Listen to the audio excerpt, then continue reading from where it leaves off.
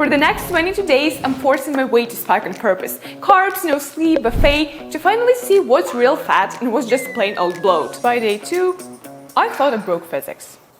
It is plus 7 pounds. And no, it wasn't even the buffet. Because if you've ever stepped on the scale, you know this hell. One day you're down 2 pounds, next you're up 3, and suddenly you're questioning everything. Was it the sushi, the Costco sample, breathing next to a bagel? The problem is, the scale lies, but sometimes it doesn't, and that's a real trap. You think you're getting fat, so you skip dinner, or you think you're like growing and you panic bulk, or you just give up. So here's the plan. I'm testing 5 notorious weight triggers plus the hardest experiments at the very end. The rules are simple. I weigh in twice a day, morning and night. 1 trigger per day, no stacking spikes. Water and workout stay the same, so nothing else can mess with the numbers. And if this works, we'll finally know which spikes take as fat, when to adjust, and how to use the scale to get fitter.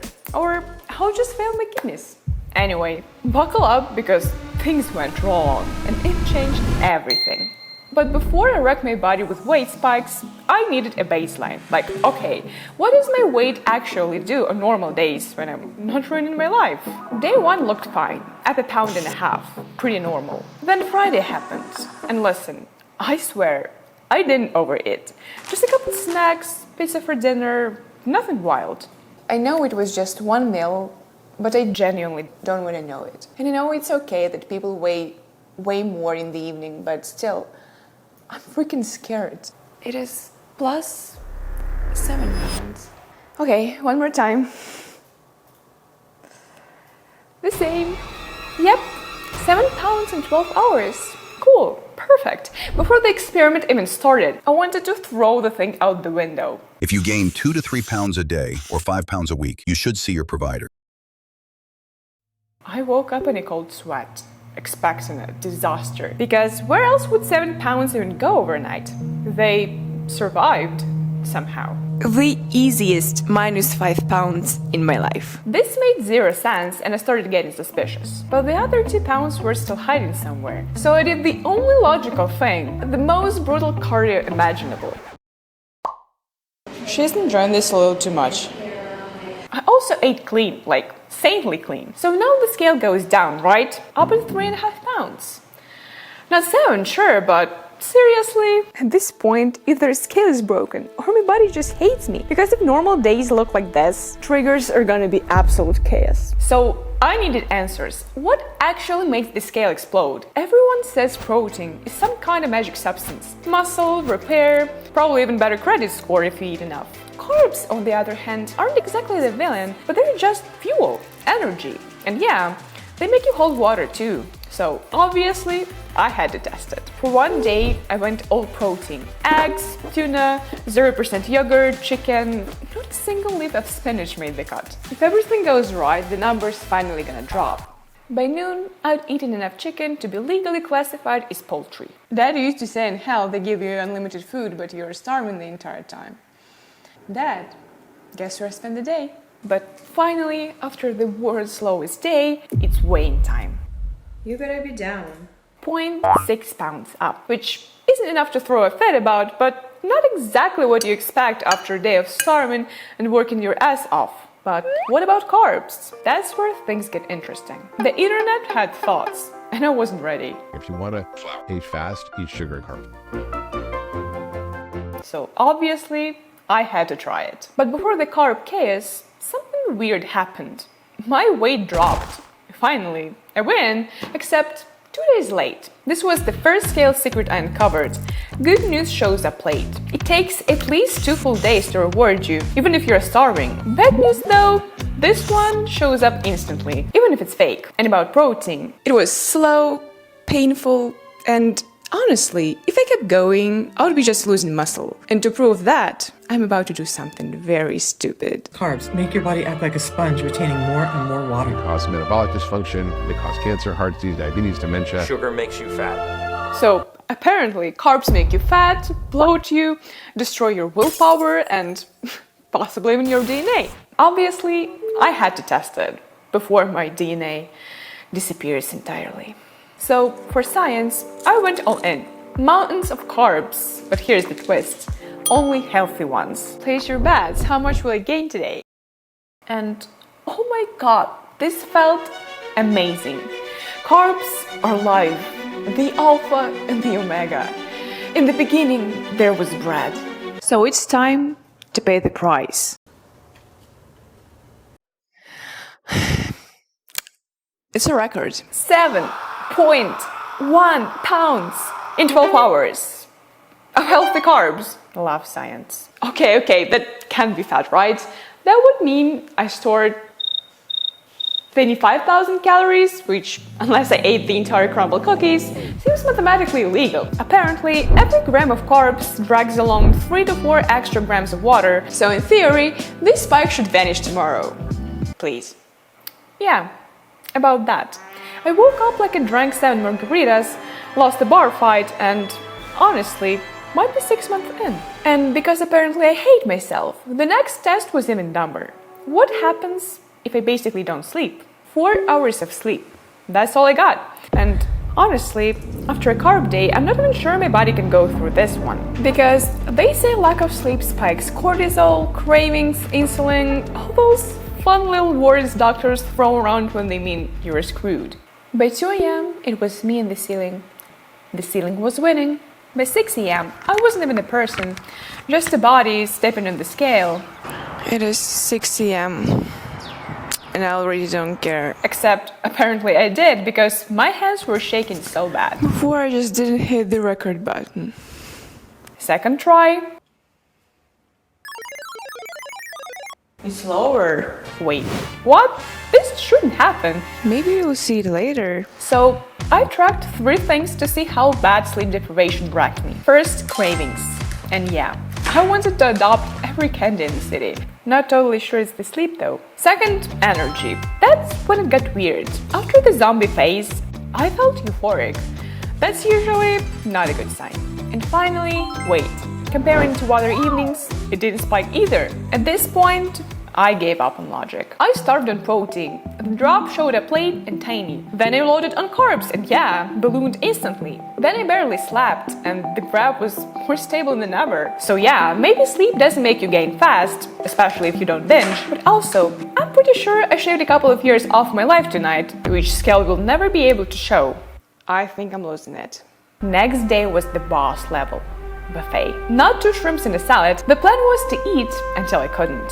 Or buffet owner kicked me out. My AM weigh-in looked fine, nothing unusual. But then I noticed something that changed the whole story. Trend creeping up. It's painful, but I need to say it out loud. I'm gaining fat. It's not water, and honestly, I don't even know if I should keep going with this. That thought sat heavy, like, why keep tracking if the result is already obvious? Even if 95% of those jumps were just water, they've been warning me about the other 5% all along. The spikes themselves don't matter. The trend behind them does. But then another thought. If we quit here, I would never know how bad the worst case really looks. Better to face it once than keep wondering for the rest of my life. Also, I wanted sushi. Okay, this is it. A worst case stress test. The boss of all bosses. 1 meal, all the confounders at once. Simple carbs, fats, sodium, fluids, desserts.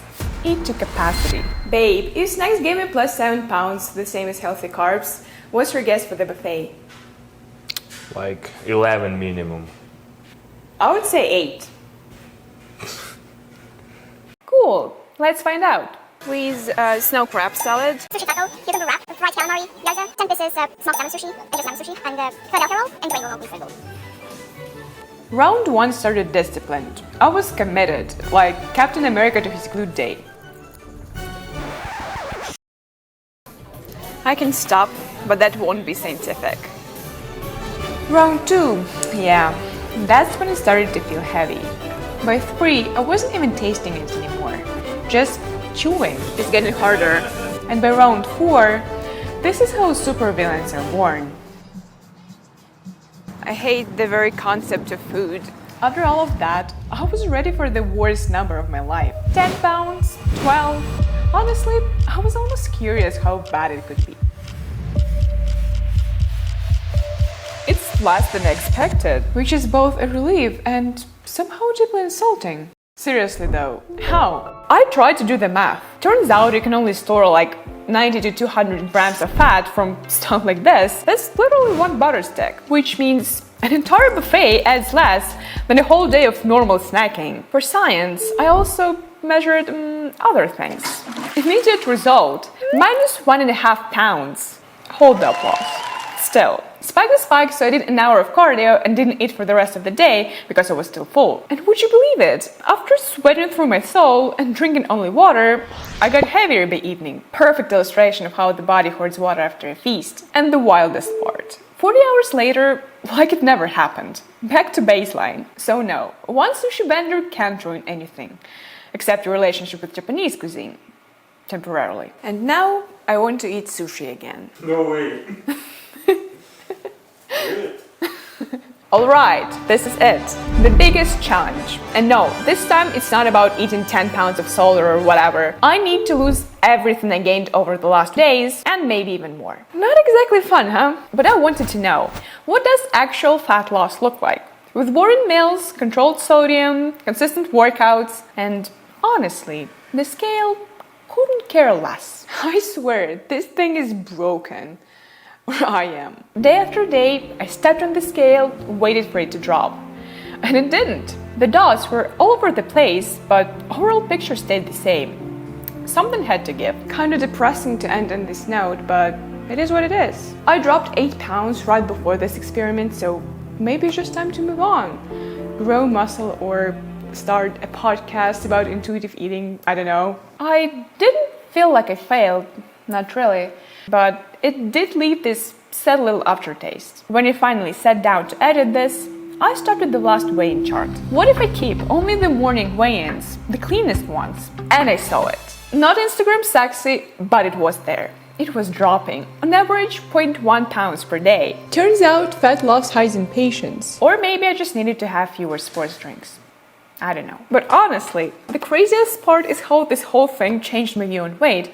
And I'm kind of pissed off I didn't process it earlier, because I could have saved myself like about 600 failed diets and 40 meltdowns. It's so stupid. It's like when you look at the pictures of your middle school crush you used to cry over and just... Anyway, this dumb little graph got under my skin, but it also taught me a few things I didn't expect. First, the scale is late. But only for good news. You can starve yourself. Walk 12,000 steps. Basically, ascend into sainthood. And the number just sits there. Then 2 days later, boom, down 3 pounds. Like, thanks for anxiety, buddy. Second, trends beat daily dots. All those little spikes used to freak me out. But when you zoom out, they're basically nothing. Third, snack and biz buffets. And yeah, okay, we know consistency matters more, blah, blah, blah. But I was still shocked at how huge the difference is. One day of innocent snacks here and there is worse than one crazy night out. And the last... patience. God, I hate this word. I did 12 perfect days and my weight barely moved because sometimes it takes 2-3 times longer than you expect. Anyway, from now on I weigh in mornings only, I watch the trend, I don't freak out over single numbers anymore, and I change something only if the trend stuck for 2 weeks or more. And honestly, I've never felt lighter. Mentally, I mean. Now it's your turn. What's your dumbest overnight spike? Let's make some therapy out of it.